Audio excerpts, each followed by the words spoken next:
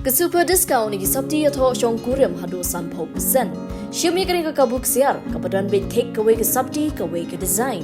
One chika wet showroom hamot pran but maulai mauro lani phone ho number kandai sao lai rio san pra nyo lai pra. Uemele ka nongkrem uba Ardent mele besain moy ulong baka kam khai Droks ka Kham Shyrkhei ka jing yo nong pha ya ka jing khai Dewiong ha ka jylla bat ka jing ma na ka jing pang HIV habakren hapo ka ying dor bar khlor ka ni ka mat menta ka sngi uba Ardent ulong ba ka jing Shyrkhei Droks ha ka jylla ka long ka jing ma ka ba Shyrkhei ha ka bala da omla bantela kam kan sapen mi wat ya ki kin hon le no Droks kabas ngoma ka long ba kla sapriang ha kila patha Khubor bagi ba don kti ha kan ka kampenya Droks ki deiro ki pulit bat ka don kam banto ke benia halor kani uba Ardent ulong ba ka jing penjot na ka jing kharoy Droks ka wanra jing jot ya unong di ya ka yeng ka sem bat ka imlang ka salang kat kum ka kai phot la don kum ba lai lak ngot ki nong di Droks ha ka jylla ka ba don lai phun reo lak ki nong shong shnong haba pen pau ba ka sen jam bala le ka sarkar kam long ka babyang uba Ardent ulong ba ka sarkar kala pentri kam ya ka project dream la ka tu kan esnam hendrai ka ni ka kam shim la wan raw so babyang na mar bala nang kharoy pen ban ki ba pennon kam yo Droks ba ka Jaka pen kala thamai ya ki ba ngop ru ka long ka ba rem dor bha ka bala bo jing e ya ki long yeng long sem ulong ba ka jing pelong ya ki tamasa da ka ba de kya lightland ka pin yo laru ya ka jing penon kam ya Droks ha ka joga por ula kentui ka sarkar bakan shim yi sen jam bantela kam ya ka jing pang HIV ka blopoi ha uda ka jing ma ha ka ni ka jylla ha ka jing don ki breu ki bayo ya ka ni ka jing pang ha ka Jaka panika ya ki breu pan pendon kam du Condom kala de ka por pan hi ka Shwa ki samla manum Ïathiah klem da te Shwa ya ka jing pang HIV knang ban lat na ka ni ka jing pang ka don kam ban penrong ya ka ni ka jing hikai ha ki skul knang bakin long ki ba atkar ban sngo tho na ka benta ka lawai jong ki bat ban lat na ka jing long lang kanya Mr. Chairman, sir, I beg to move this special motion that this House now discuss the alarming increase of drug addicts and people with HIV in the state and its impact. Muslim, now you may initiate the discussion. Sir, I stand here today with a heavy heart to express my concern on this matter. And my heart bleeds to see many youths being destroyed by the narcotic drugs and psychotropic substances and the widespread of HIV and AIDS in the state. It seems that most of them are left to rot in a condition so pitiful, which I never dreamt that this kind of a situation will take place in my beloved state. So I am here not to condemn anyone, not even the government for that matter. However, I will only put forward my submission and raise some pertinent questions. So, first of all, I would like to speak about the present approach of the government on this issue of drugs. Before I go deep into the issue, I would like to draw a comparison between the damage caused by narcotic, drugs, and psychotropic substances vis-a-vis the damage brought by militancy in the state and the approach adopted by the government towards these two problems. So, government has always maintained that militancy is a factor which was detrimental towards the growth and the development of the state. Militancy was viewed as a dangerous activism that can harm the state and the country as a whole. In a simple term, militancy was attributed as the main cause of creating serious law and order situation in the state and the main reason of misguiding the youth of the state from the mainstream to stand against the nation. It was therefore concluded that militancy ruined the lives of the people and brought misery to the society. Hence, the government was not taking any chance at all to go soft and dealt casually with militancy right from the beginning, sir.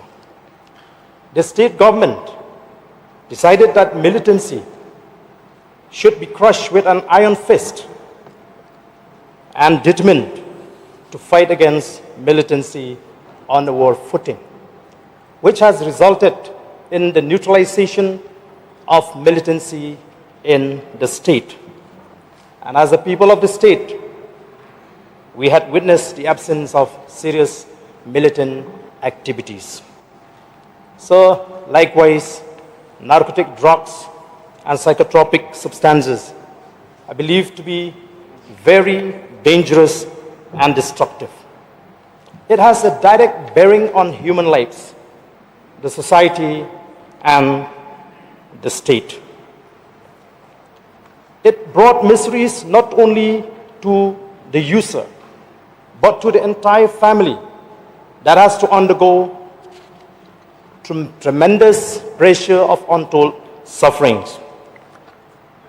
The seriousness of the issue, sir, can be strongly felt by the number of the addicts in the state as per the latest report, which has crossed over 3 lakhs. So it is also a threat to the tribal community, since large number of our youths are falling into the trap of addiction.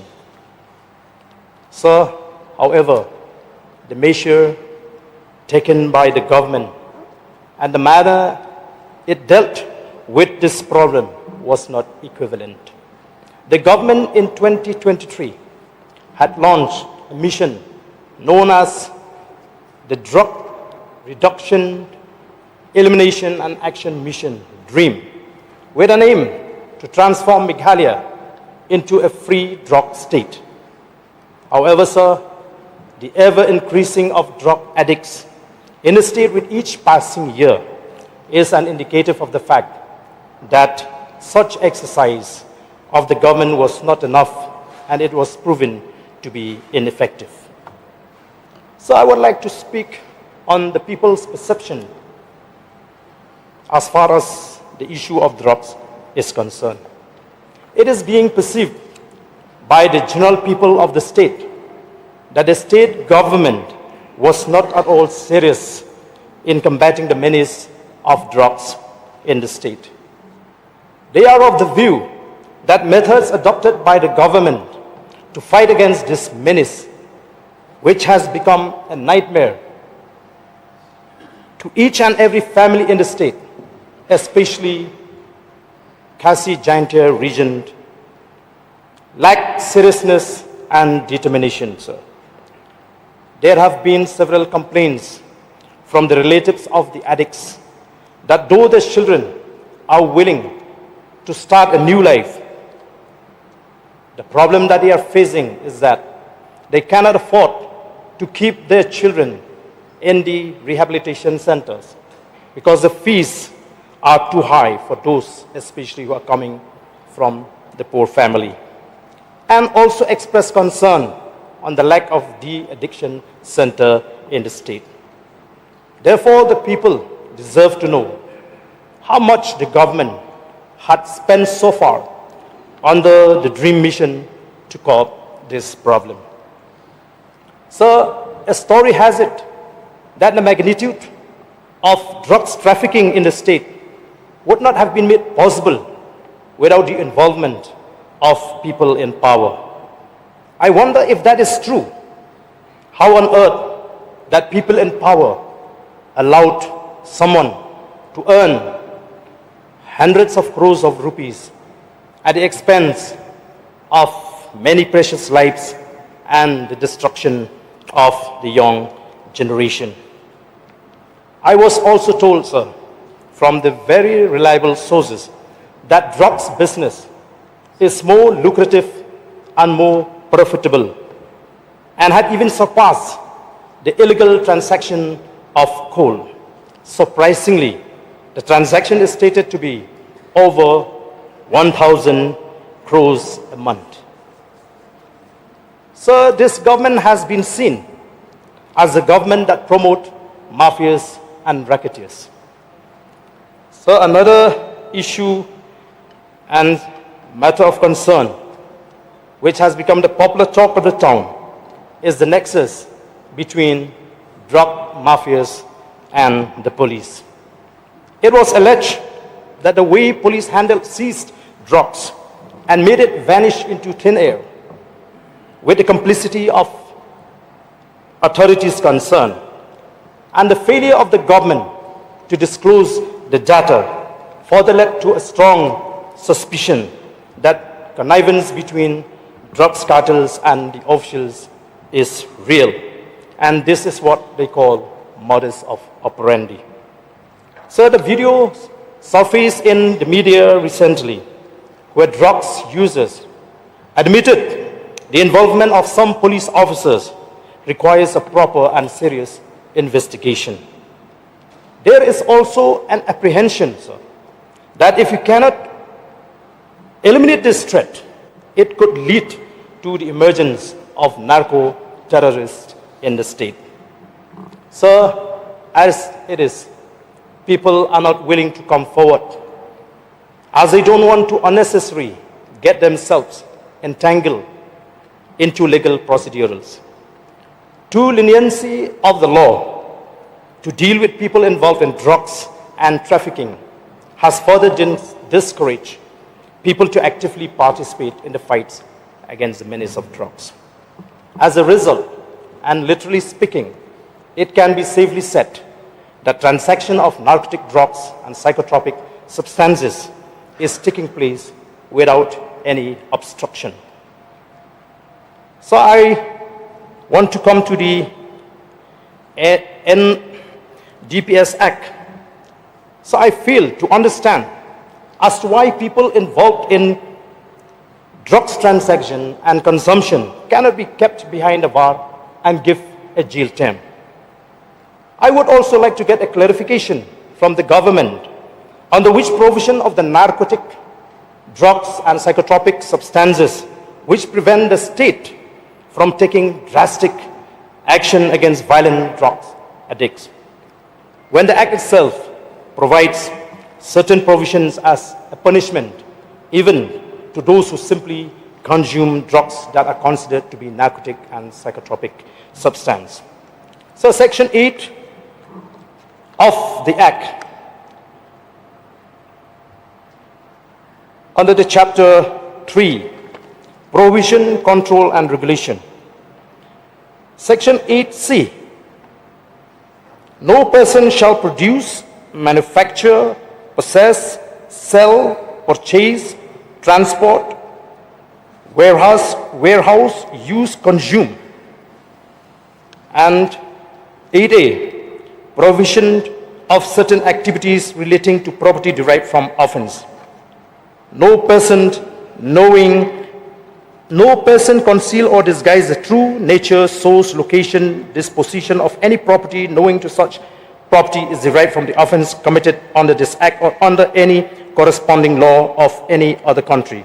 Knowingly acquire, possess or use any property which derived from an offense committed under this Act or under any corresponding law of any country. These provisions, I strongly felt, sir, can be applied in order to rein in these violent drug users. Section 27, it speaks about the punishment for consumption of any narcotic drugs or psychotropic substance. Whoever consume any narcotic drugs or psychotropic substance shall be punishable. Where the narcotic drug or psychotropic substance consumed is cocaine, morphine, or any other narcotic drugs or any psychotropic substance, as may be specified in this behalf by the central government by notification in the official gazette with rigorous imprisonment for a term which may extend to 1 year, or with fine which may extend to 20,000 rupees, or with both. And B, where the narcotic drugs or psychotropic substance consumed is other than those specified in or under clause E, with imprisonment for a term which may extend to 6 months. So we have certain provisions that deal with the punishment of drugs users in the state. So the failure of the government in this regard has emboldened the drug suppliers to openly challenge any group who opposes them. The government can have, I feel, its own law, since this subject falls under the current list of the 7th schedule. So the other day, I came across a media report that carried a statement made by one of the ministers in this government, in which he said, I quote, sir, "How can they blame the government if the children are taking drugs? Can parents be blamed? It is the personal choice of the youth as they know their responsibility well," unquote.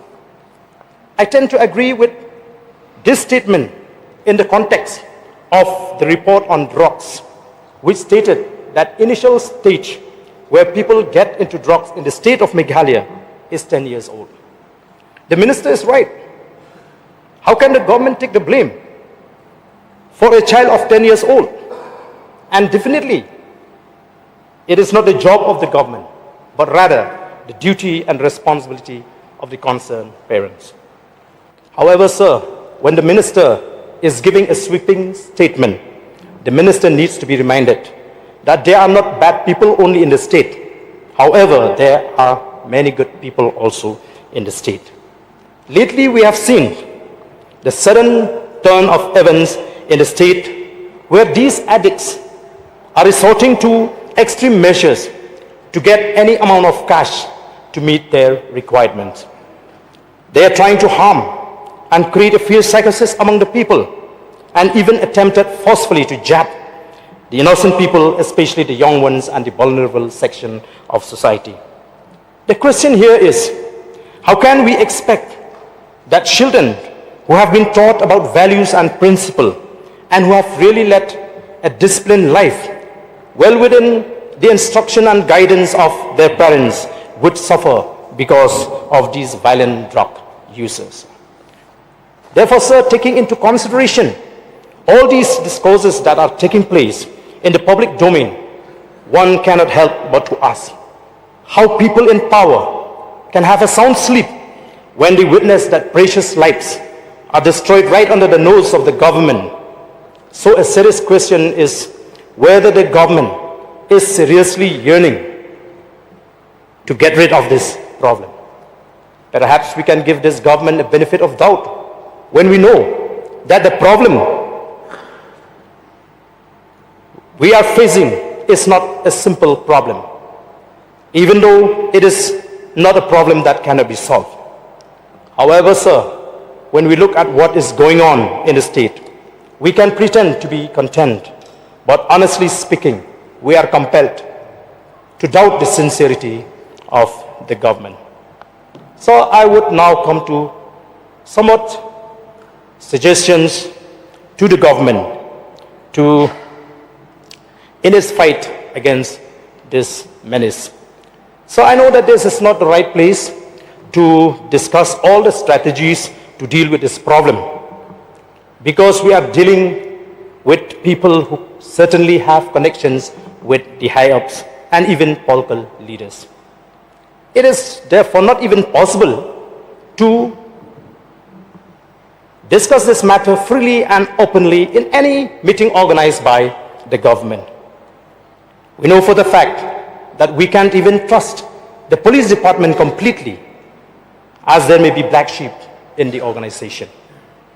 So I strongly feel that the government should change the approach and strategy if it really wanted to eradicate this problem completely. I think we need to realize that there are different categories with different characteristics of drug users in the state. And therefore, we need to adopt different approach and method according to the types of drug users to ensure that our fight against this problem is becoming more effective. So, we also need to study the causes that led to a large-scale increase of drug addicts in the state. We cannot rule out the fact that our deviation from our own culture and way of life as a tribal community had paved way for those who are in this trade to exploit the situation.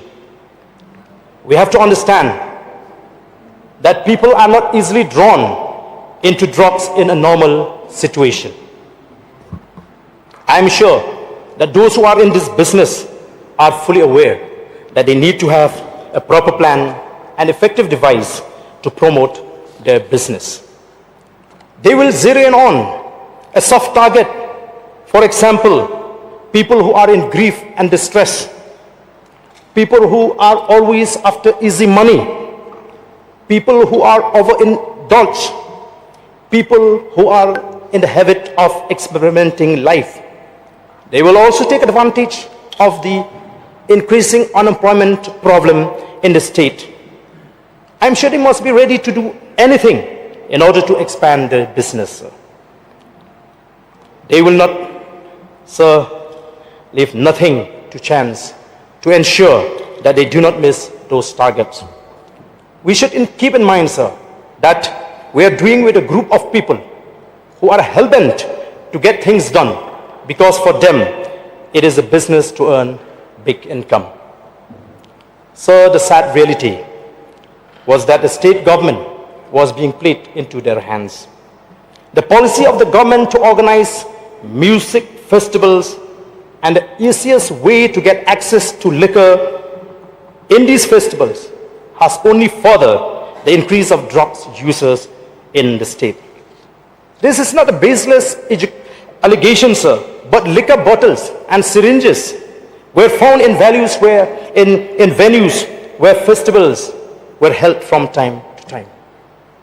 That is where the place where drug peddlers are very actively involved.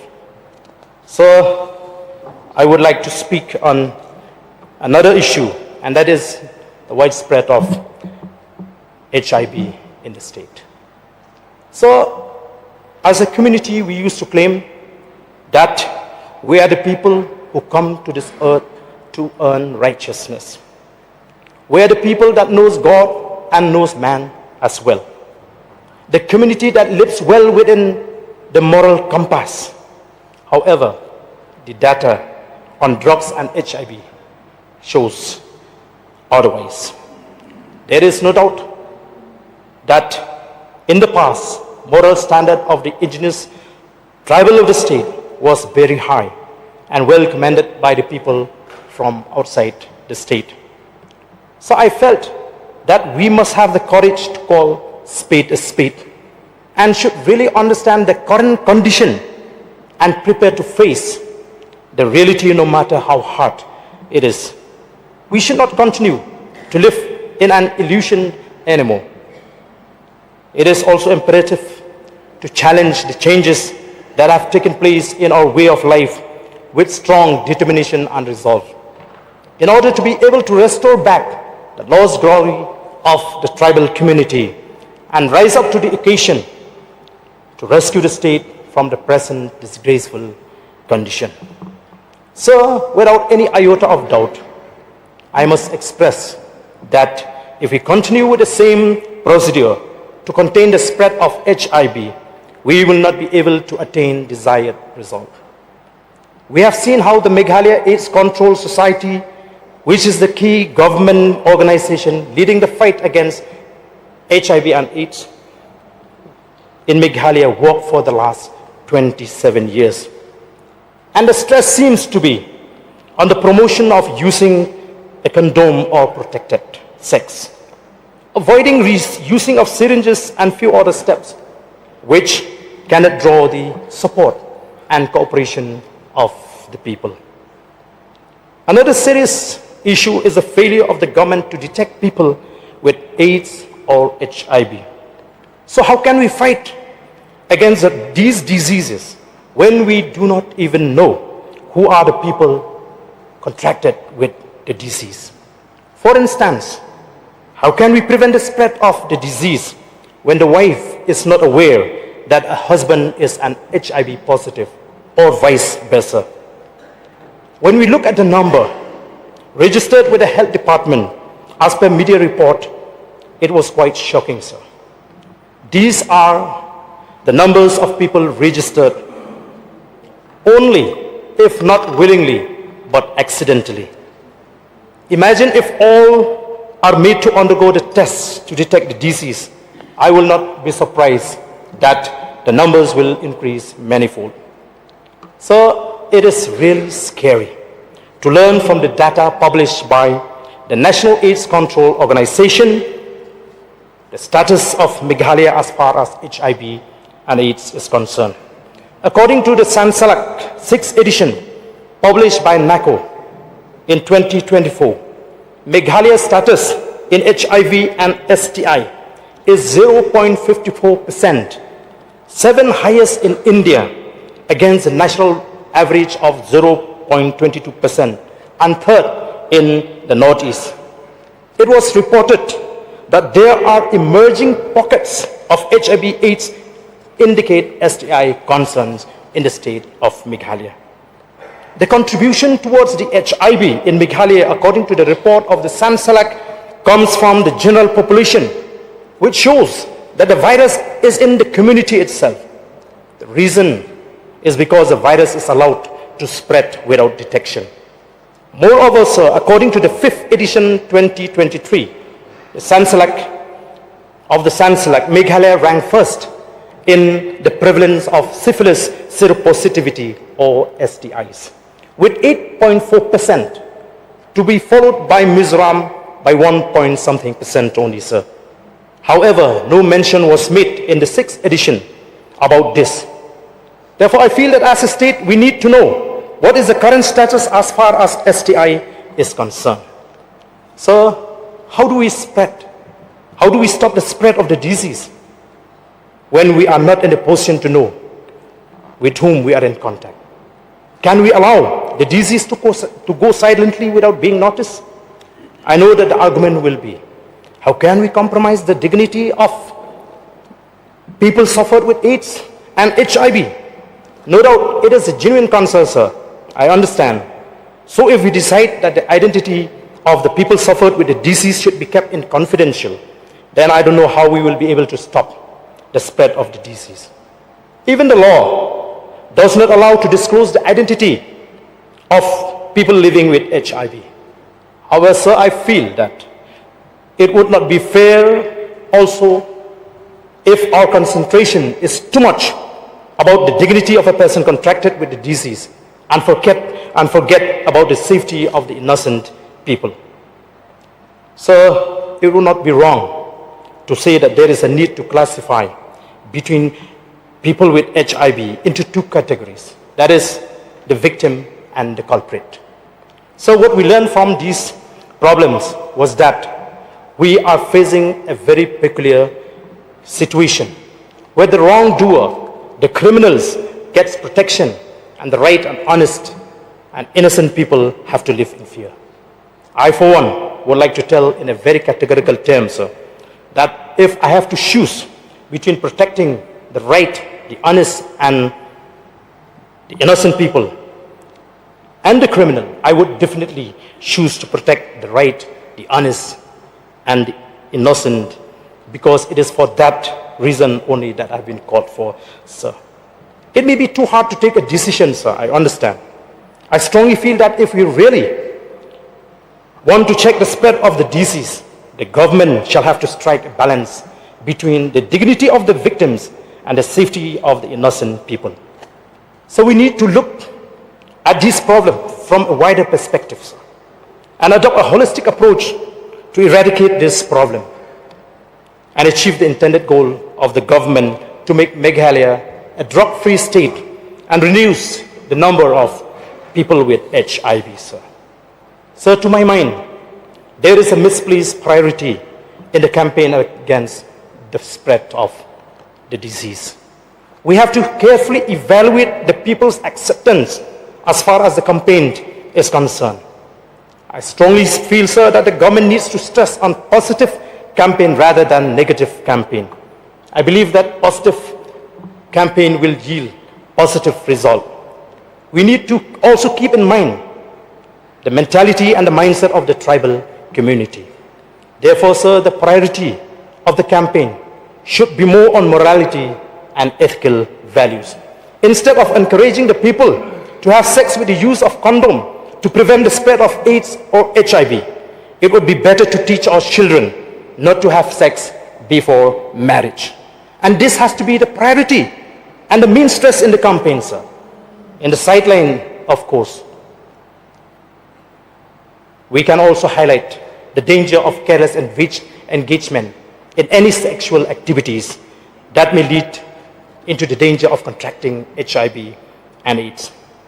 It may sound too idealistic for some people. However, I am of the firm belief, sir, that this kind of campaign will have a very good response and the people will be more receptive to this kind of campaign. And in the long run, it will make the people to take marriage seriously with a sense of responsibility. We also need to explain and tell our children about the sanctity of marriage. I think we are all familiar with this verse in the scripture, which says that the wages of sin is death, or the outcome of sin is death. When we go deep into the problem of this problem, sir, that we are facing today, we have to admit that this is a curse that God has brought upon us. Therefore, we need to mend our ways as the community. For that there is no other better way than what it is written in the scriptures, sir, and the teaching, and that is, train up a child in the way he should go, and he will never depart from it, even when he is old. Moreover, it is also written that a young star heart is filled with foolishness, but physical discipline will drive it far away. Or foolishness is bound up in the heart of a child, but the rod of correction will drive it far away from him. Therefore, sir, it is necessary for us to understand the need to start teaching our children about good morals and values from a very young age. I am sure that none of us in this August house will teach our children or encourage them to have sex, protected sex before marriage. We may have committed mistakes in our lives, but I am sure we will never wish our children to commit the same mistake as we did, sir. I feel we need to introduce a course about marriage as an institution. As one of the syllabi in the educational institution, targeting the young minds by portraying a strong bond of family derived from a very good relation as a result of a good and strong foundational background, sir.